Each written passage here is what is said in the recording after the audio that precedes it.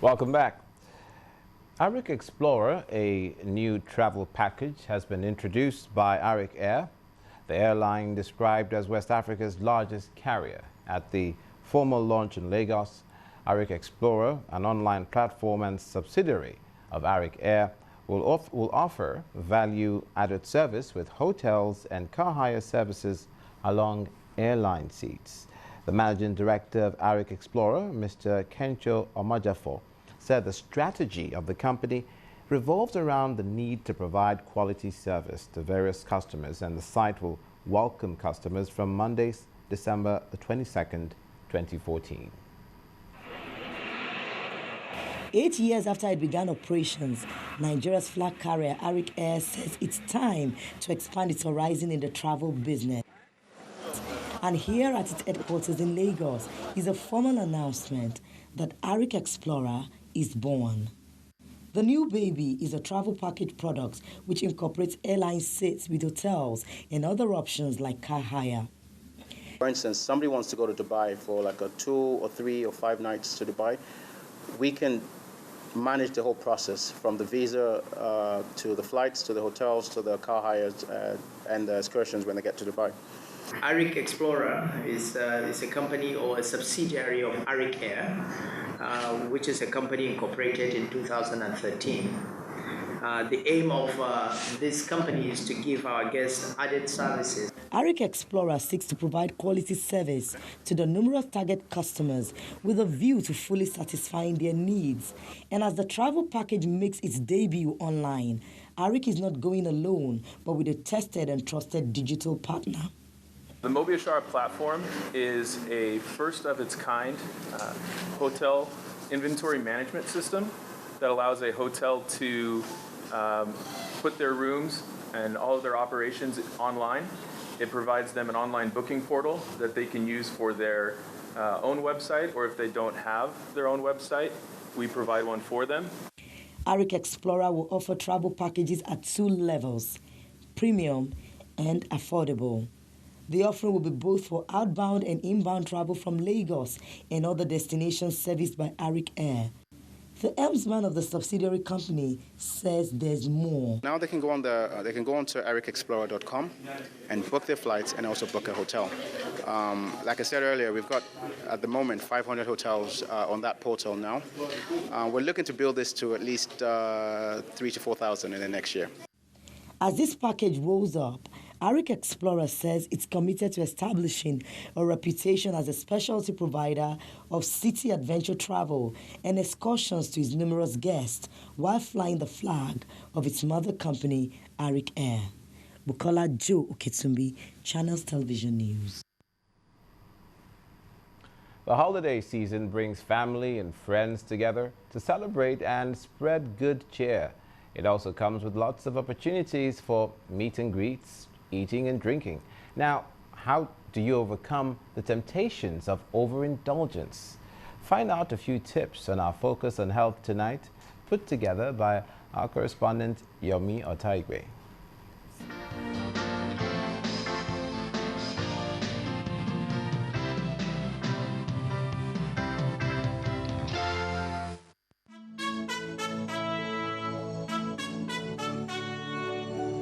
A well-decorated environment with music to complement the mood. It's here again. Christmas, the season of love and sharing. And after Christmas comes the new year. Indeed, the holiday season is about family, fun, and food. Yes, food. And that's my focus. Oh. Jingle bells, jingle all the way. As the majority of us may know only too well, attempts at healthy eating during the holiday season may not really pay off.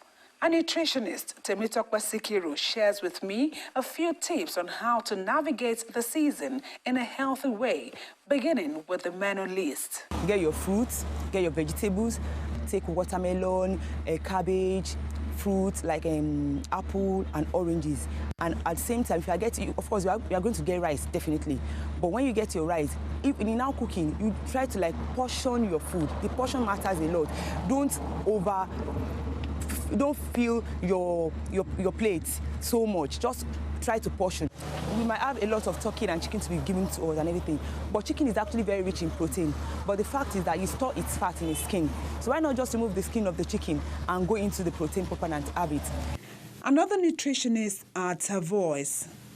You know, it's the festive season, so alcohol is there for them to take, but we are recommending that you can't take more than 1 to 2 for men in a day.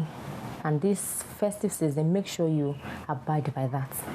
For women that takes alcohol, it's not so advisable, but never go beyond 1 bottle in a day. It's not hard to understand why people fall into the trap of overindulgence during festive seasons. Almost everywhere you go, there's somebody waiting to offer you a drink or something to munch, but you have to know where to draw the line. By the time you go to house A, you take something, house B, picking it all around, and lead to indigestion because you won't allow one to digest before you take the other one. And aside from that, it's also a risk factor for obesity. You might be eating too much and gaining more weight. And obesity, as you know, is a risk factor for having cardiovascular diseases like stroke and hypertension, even diabetes. So it might be that you enjoy the festive season, but you are setting a background for other diseases to come around. So we need to be very careful. For people who are on medication, the diabetic patient and the hypertensive patient, I'm sure that the diabetic patient, they have always been placed on DM diet. Hypertensive patient, they are already on low salt diet. Now, just for them to continue with their diet, as in diet modification, but at the same time, just for them to have a fun of this season, they should still continue to take their medication. At the same time, now, spice up their food a bit with vegetables. Food and drinks will always be a major part of the holiday season, and there's certainly nothing wrong in that. What to watch out for is overindulgence and its likely negative after effects. Yomi Otaibu reporting for Channels Television News.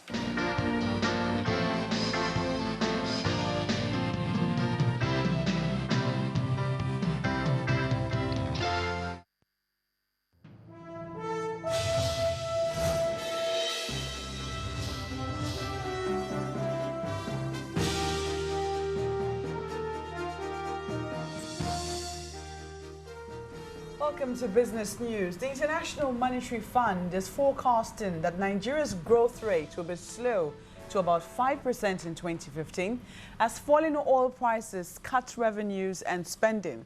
In a statement by the IMF mission leader to Nigeria, Mr. Jean Leon, the country will have to rely more on the non-oil sector, which helped it grow 6.1% in the third quarter of 2014. He also says the CBN's 8% devaluation of the Naira would likely boost inflation, but the effect may be contained as food prices will come down from increased local production of staple crops. And the federal government raised 195.56 billion naira worth of treasury bills with maturities ranging between 3 months and 1 year at higher yields this week. According to the Central Bank of Nigeria, it sold 33.87 billion naira in 3-month treasury bills at 11%, compared with 9.99% at its last auction.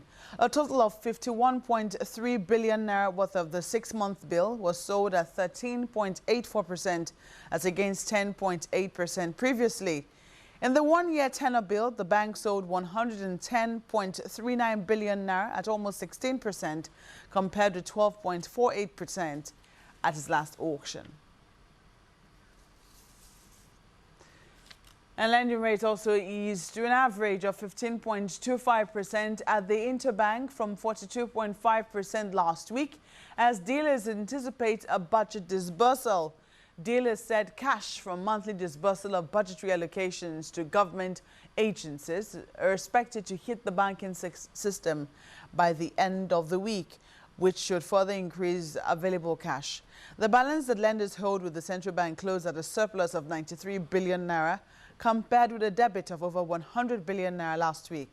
The secured open buyback traded at 15%, compared with 40% last week, while overnight lending closed at 15.5% as against 45% last week. Traders said the cost of borrowing among banks is expected to remain stable next week as many companies are tidying up their books for the end of the year. And to the equities market, the bearish sentiment in the Nigerian capital market has continued to put equities in unfavorable territory as a slump in oil prices pressure Nigeria's macroeconomic variables. A daily member of the local bourse, Imafidon Andori, describes the southward direction of the market as an investment opportunity for domestic investors. It's for foreign investors.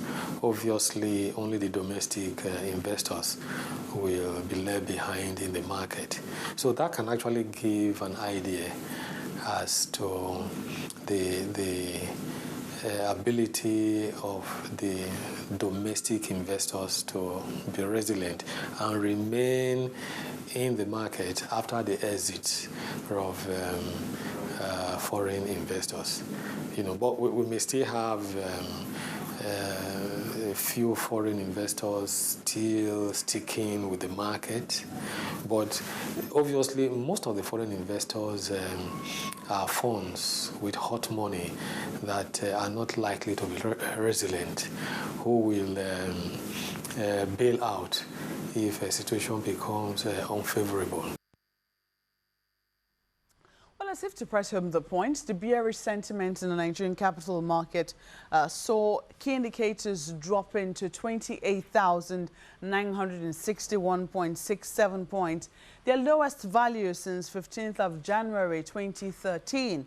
However, the bulls returned aggressively in the last two sessions, particularly on Friday, with a 3.40% increase, pushing the market to its highest single-day gain since the 5th of January 2011.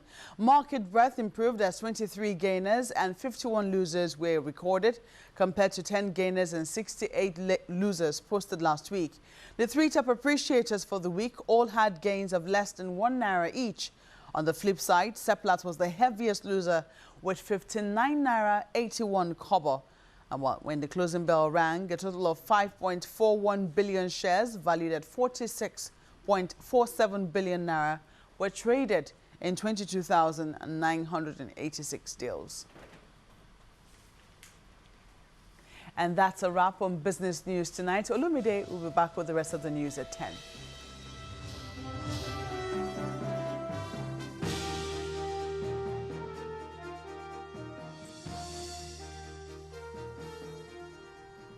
Next on the news at 10, winner of the 2015 Women's World Cup to get $2 million as FIFA doubles the prize money for the tournament. That's on sports news. Please stay with us.